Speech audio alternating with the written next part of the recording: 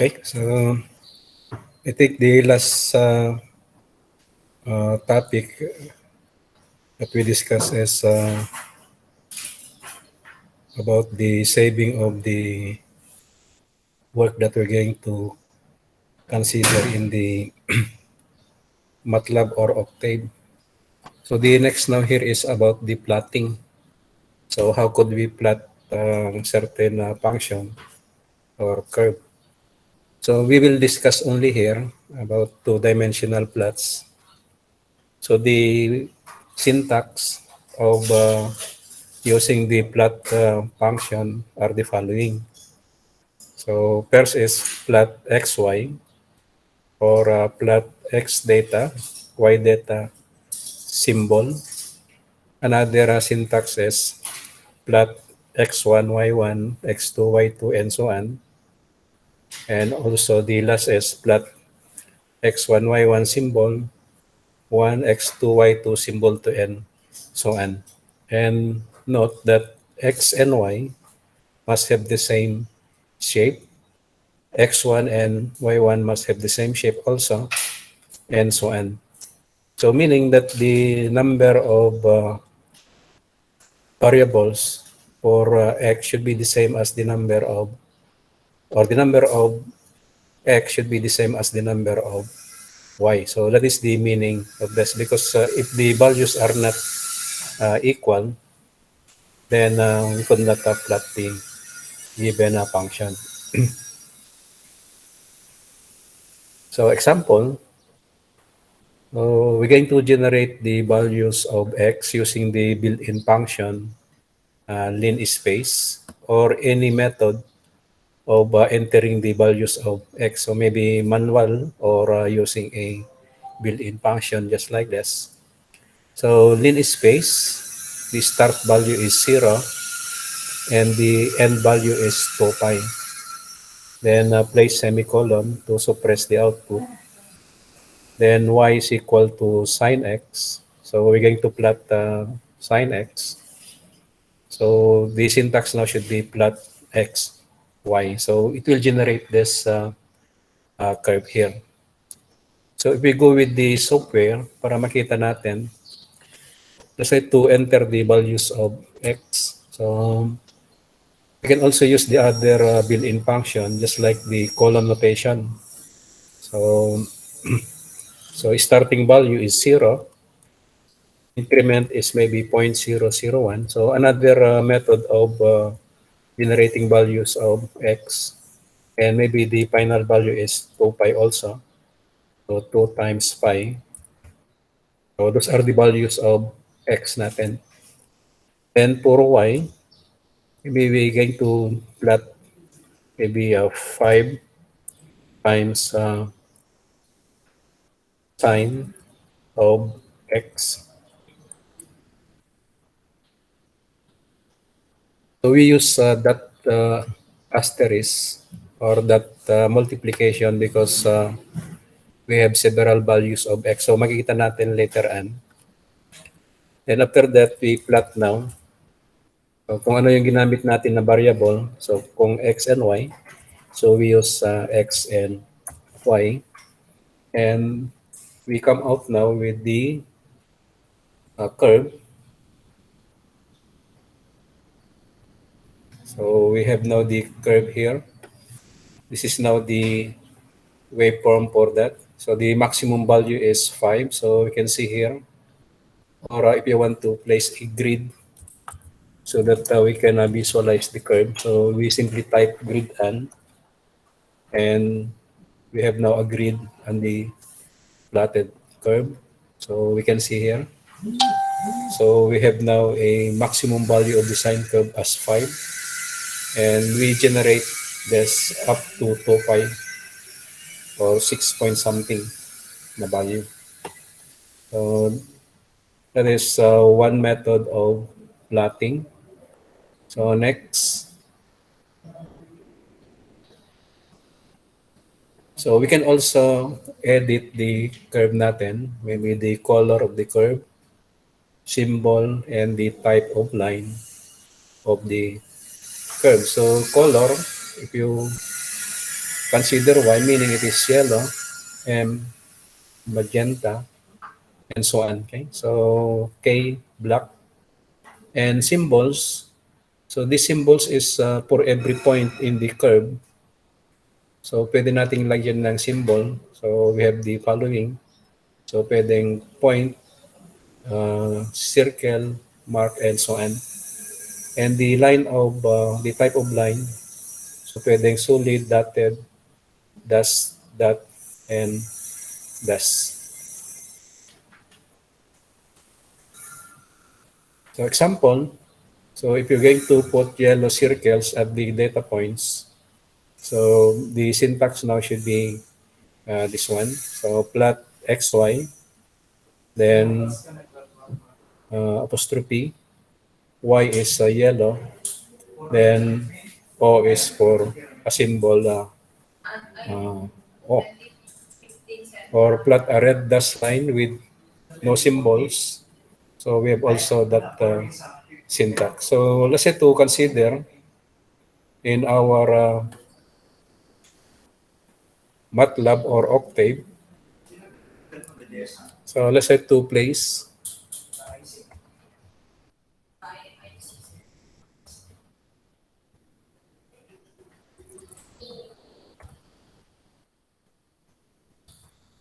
So let's say to plot xy, then apostrophe. So red na lang ang ilagay natin. Red. Then maybe dash line. So we have that one. So wag natin lagyan ng symbol. So meron siyang, hindi natin nalagyan ng apostrophe. So we have this one. So this is now the figure. So let's say to place also grid. So this is now the curve natin. So you can see here it is a dash line yung curve natin. And the color now is already red. We're going to place a symbol since there are many points that are generated there. So based from the value of x na meron tayong mga values na 0, 0.001, 0.002 up to 2 pi, then hindi natin makikita yung symbol na yan. So dikit-dikit sila yung circle na symbol natin, kaya ganito yung lumabas na value. Para makita natin yung symbol na yan, let's say to generate a values of x na magkalayo. So maybe we consider a value of x maybe starting from 0 and an increment of maybe 0.5, then up to maybe 7, okay? Para subtract natin yung natin.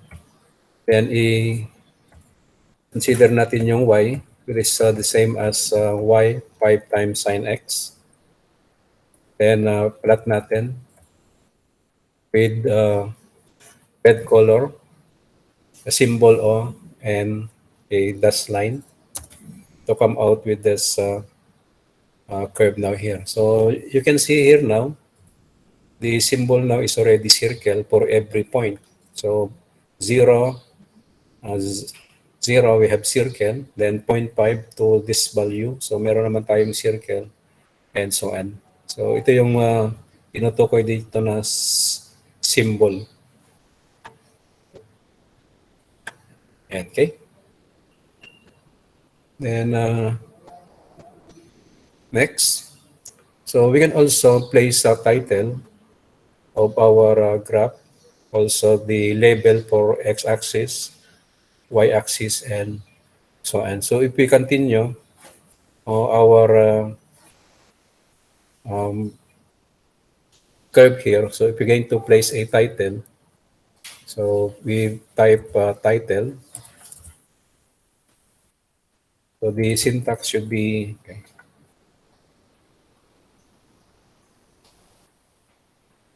So title and with that syntax. So ang title natin maybe is a sine curve. So if you're going to place now the title as that one, so maybe we place also the label. So maybe X label.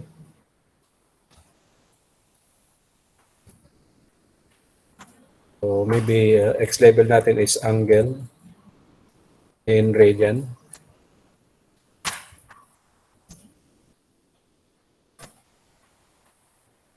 And Y label, maybe example that is a voltage. So voltage. And then if you're going to see the curve now, we have now those labels. Bakit hindi lumabas yung Y label? Wala siyang apostrophe. So you can see here now that we have now the labels here. So we have sine curve as the title. The label for the x-axis is this one. So angle in radian.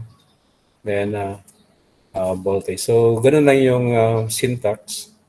If you want to place now those labels or titles. So we have the different syntax here. So we have also other built-in functions here. So makikita natin as we go on. So ito yung mga other examples. So here is we're going to plot now more than one curves in one coordinate. So as you notice in our example that if you're going to plot now another curve, then the previous curve is already erased and the present now is the one that is projected here. So how could we place all the curves at the same axis? So ito yung syntax niya. We will use the hold on. So kung i-hold on natin, then the previous curve is still at the coordinate. So this should be the syntax. So in our example here, we generate the value of x from 0 to 2 pi again with an increment of pi over 100.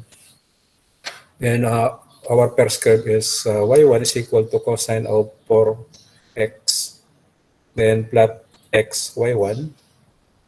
Then we also write the equation for the next curve, that is y2 is equal to sine x. Then before we plot that, you're going to place hold on and plot that. Then we have now the other curve. So, so example here, if we consider another curve, maybe y is equal to cosine, maybe 6 times cosine of x pa rin. Then i-hold natin. So hold on. Then plot x and y1. So maybe we're going to place also color. So we consider maybe G. Then symbol is maybe X.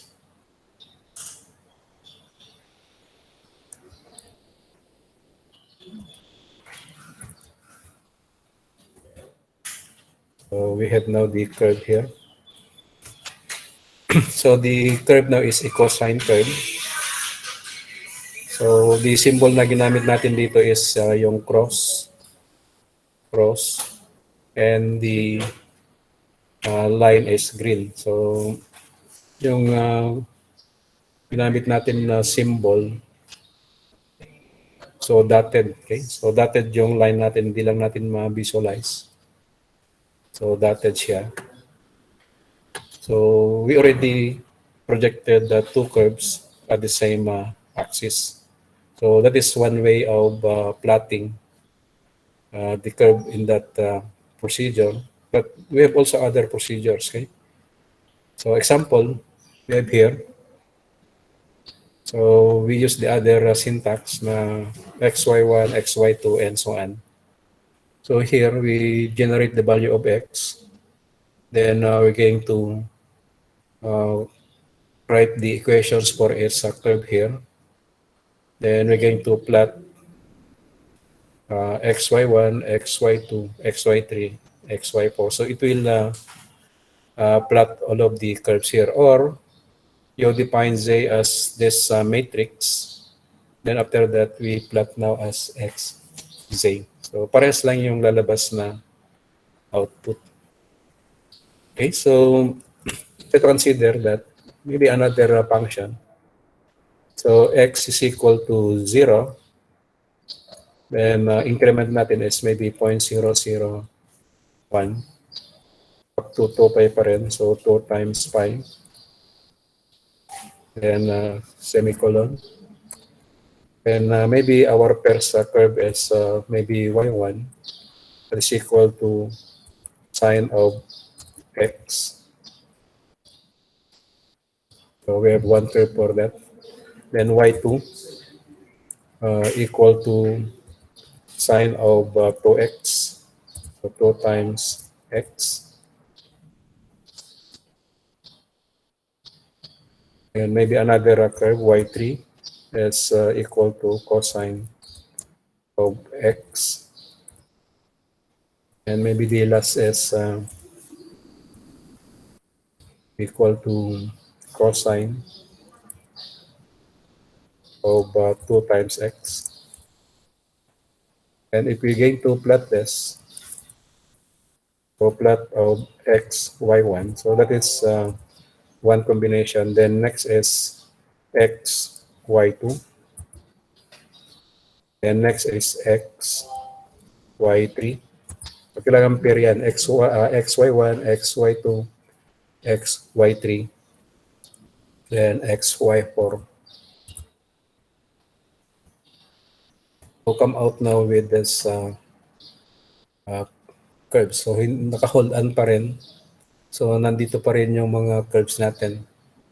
So i-alisin muna natin yan. So i-hold off muna natin. And we're going to plot again.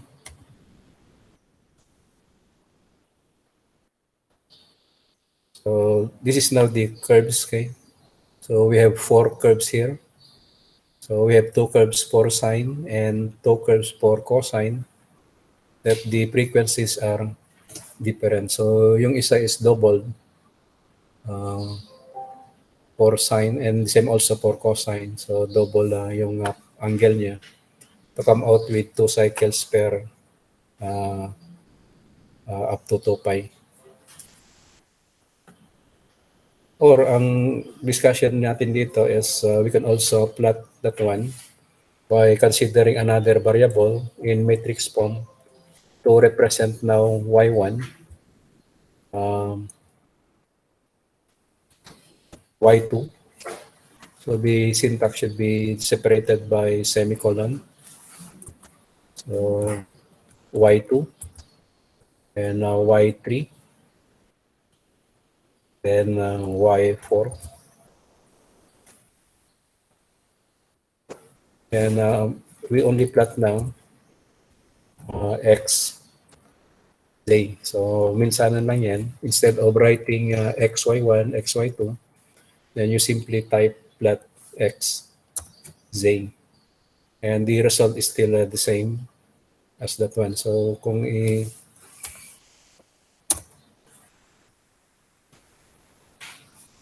So parehas lang yung lalabas na curve natin.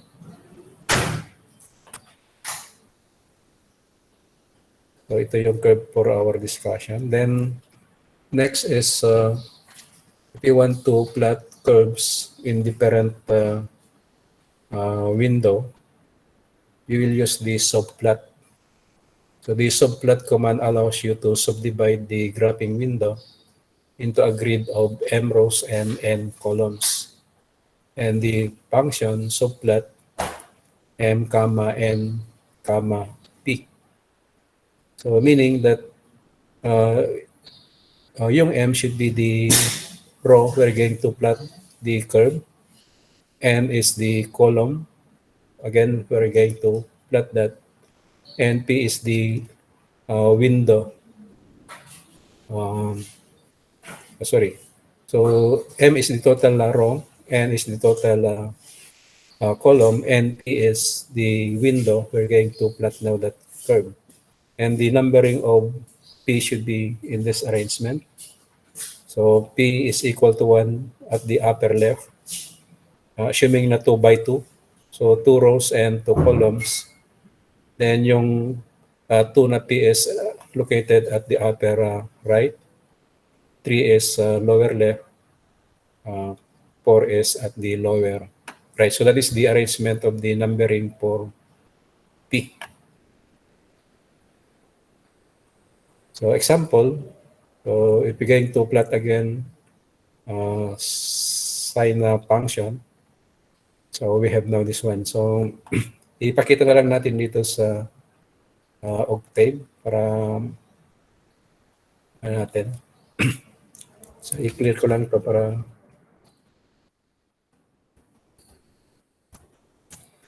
so yung x pa rin natin, so the same. So we use from x to 2 pi pa rin. Yan. Then we use the subplot. So we consider only 2 rows and 1 column. And we place the first curve to p is equal to 1. So we have now that one.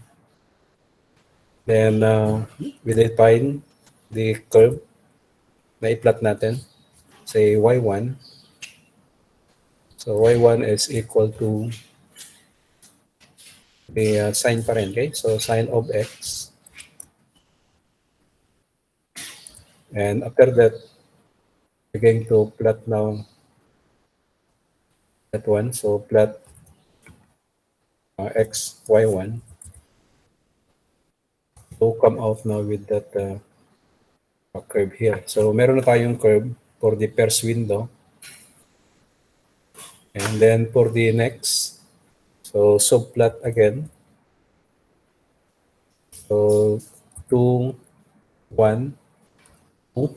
So we're going to plot now at the second window. Our P is already 2. And we define the curve. So y2 is equal to cosine of x. And after that, we plot that values x and y2. And the curve should be plotted now at the second window. It is now looks like this. So kahit marami yan, so kung 2 by 2 yung gawin mo, 4 na curves, iba-iba yung axis, then you can do that using now the subplot. So ganun lang yung procedure. So yan, so that is subplot. Then we go now with the next. So any question with the procedure how to plot now certain curves?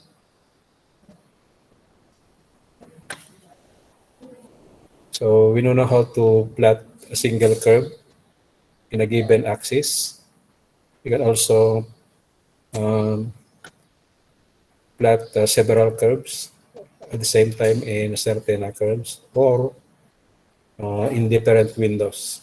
So using the subplot. We can also edit the type of line, color, and so on.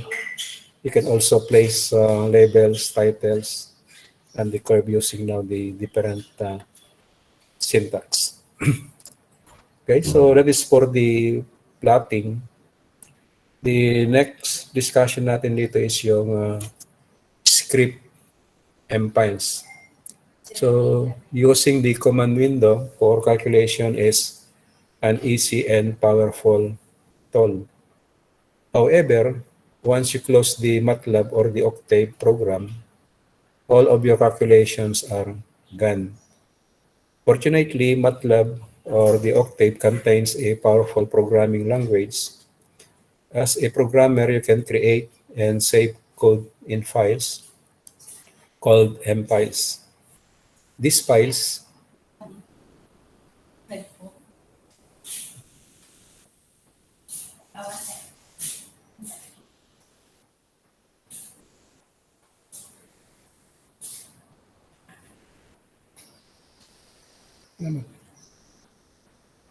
Hello? Na-disconnect ka? Hello? Sir. Mamayat, nagawang internet ko natin ang dama. So these files can be reused anytime you wish to repeat your calculations. So this files is just the same. Yung magawa natin na program dito is the same as the built-in functions. Example, yung cosine, okay? So cosine is a built-in functions for this software that if you calculate now the cosine of maybe pi, then we have a value. So the same also here that you can create your own functions. So maybe another functions to calculate a certain value. So maybe example, a calculation to convert maybe degrees to radian or radian to degrees, then you can do that. So this is the procedure. So to open the editing window, select File, New Script. So we go with the window for the Octave or the MATLAB. So using the File menu, then New. So meron tayong New Script dito. So meron tayong another window here. Or dito sa baba, kung tingnan ninyo, meron tayong nakalagay dito na command window. Dito sa baba ng command window. So meron nakasulat dito na command window and editor. So i-press mo lang yung editor. We have now this one.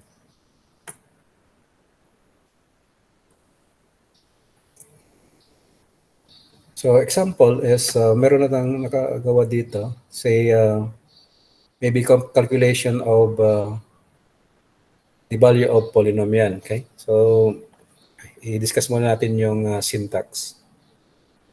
When you save an M file, it is stored in the current folder. You'll need to name your file with a valid MATLAB variable name. That is a name starting with a letter and containing only letters, numbers, and the underscores or underscore. Spaces are not allowed. So ito na yung syntax natin. So both built-in MATLAB or Octave functions and user-defined MATLAB functions have the same structure. Each consists of a name, user-provided input, and calculated output. For example, the function cosine x is named cos, then takes the user input inside the parentheses, in this case x, and calculate the result. The user-defined functions are created in mfiles. It must start with a function definition line that contains the word function, a variable that defines the function output, a function name, a variable used for the input argument.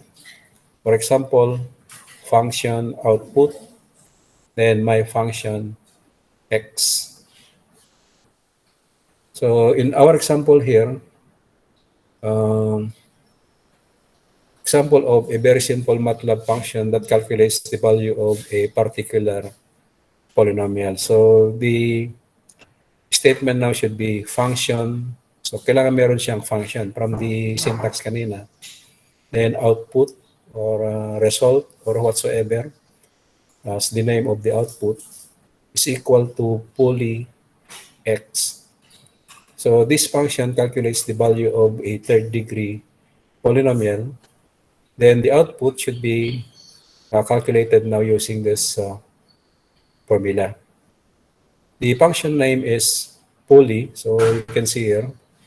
So this is the name of the function, poly. So the input argument is x and the output variables is name output. Before this function can be used, it must be saved into the current folder. The file name must be the same as the function name. So in this case, should be poly in order for MATLAB to find it. So let's go, punta na lang tayo dito sa natin. So example dito is function. So kailangan meron siyang word na function. So ang ginamit kong output is result or output or answer whatsoever, okay? Then equal to poly3 of x. So the name of the function here is poly3. So this user-defined function is usually used to calculate the value of the function for a third degree polynomial. Then the result should be equal now to x dot raised by 3 plus 10 times x dot raised by 2. So ito yung syntax natin, minus 5x plus 25. So we're going to save this one and the name should be the same as the function, that is poly3. So it should be .m, okay? So poly3.m. So kung i-save natin yan, that should be the file name. Meron siyang .m. So that if we go now with the command window, and we're going to compute now the value of the polynomial at x equal to 0. Okay? So para madali ma-compute yung value. If the value of x is 0, then the value of the function is 25. So kung tingnan natin,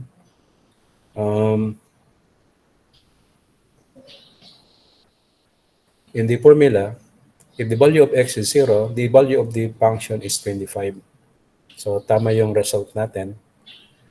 Then if you're going to consider poly3, so i-type lang natin yung yung user-defined function, that is poly3, and maybe the value of x is 1, then it compute again the value.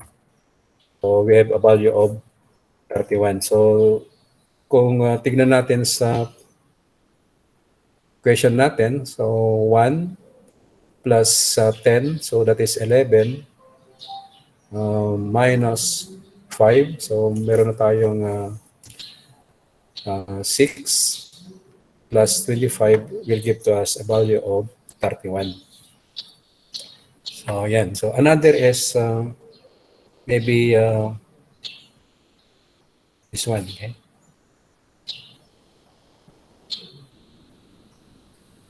A user-defined function to convert from radian to degree. So ito yung syntax natin. So again, it should be started with the word function, result or output is equal to rdx. So yung user-defined function natin dito is rd, meaning converts radian to degree. So meron tayong note dito, converts radian angles to degree angles. And the formula is equal to x times 180 divided by pi. So 180 over pi yung conversion natin. So if you're going to type now, we go now with the command window. So if you type rd, so pi, so what is the equivalent angle pi into degree? So it should be equal to Ewan. 180. Okay, so the result now is 180 or meron din tayo dito na nagawa na dito na degree to radian. So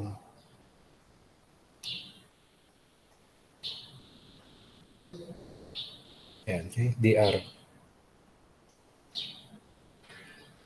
So meron din tayong nagawa dito na user-defined na function converting degrees to radian. So function output is equal to drx.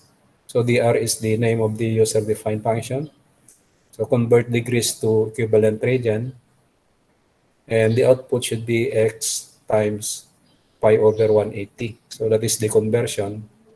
So meaning that if you're going to convert now from degree to radian, so simply type dr, and you input now the angle in degree, say 180, para makita natin na ang lalabas is pi, or that is 3.1416. So that is now the user-defined function. Ito yung mga operation natin for that asterisk is the element by element multiplication, that slash element by element right division, and that power element by element exponentiation. So, yeah. So that is the procedures. How could we create our own function? So meron din tayong another example here is for determination of distance. So function result is equal to distance, gt. So dalawa yung input natin. So this function calculate the distance of a falling object travels due to gravity. And the formula is 1/2 gt squared. So ito yung formula natin sa physics. So if you're going to calculate the distance, so you simply type distance in the command window. You enter the gravitational acceleration, maybe 9.81, and comma, and maybe the time is 2 seconds. And it computes now the distance. So we have 19.62. So those are user-defined functions and so on. So maraming nakalagay na dito na ginawa ko. Meron din motion. So function. So distance, velocity, acceleration. So motion t. So acceleration, and so on. So you simply type the time, and it computes now the acceleration. So ganyan. So that is the procedure. How could we create a user-defined function in the MPICE?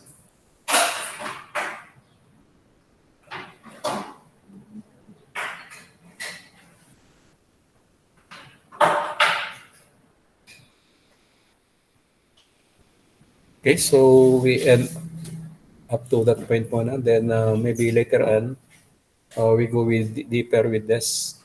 Because if you already created your own function, you can use this one in the programming.